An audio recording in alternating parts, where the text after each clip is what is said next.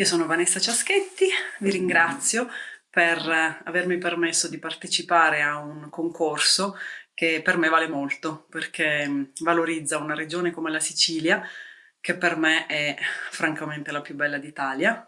Io sono abruzzese, ma vivo in Veneto, quindi ho conosciuto il mare, ma in Sicilia ho conosciuto una serie di contrasti che non ho trovato da nessun'altra parte in Italia. In Sicilia ci sono la cultura, l'architettura, il cibo, l'ospitalità, i colori, i profumi. Andare in Sicilia è una sensazione, è un'esperienza psicosensoriale che pochi posti al mondo possono dare, secondo me.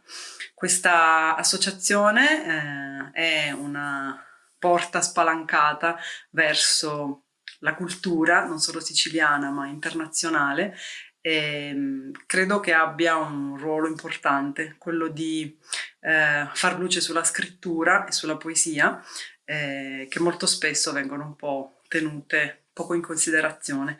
Invece io credo che la scrittura abbia un grande ruolo pedagogico che dovrebbe essere ritrovato, soprattutto per le nuove generazioni. Ecco, io ringrazio l'Associazione Le Stelle in Tasca per organizzare ogni anno questo concorso. Sono contenta che la mia poesia in qualche modo abbia colpito qualcuno della giuria e spero di poter presto scendere nella vostra meravigliosa isola per festeggiare insieme questo concorso, ma anche un'isola che ha ancora tante cose da mostrare, secondo me. Grazie ancora e complimenti per il concorso. Ciao!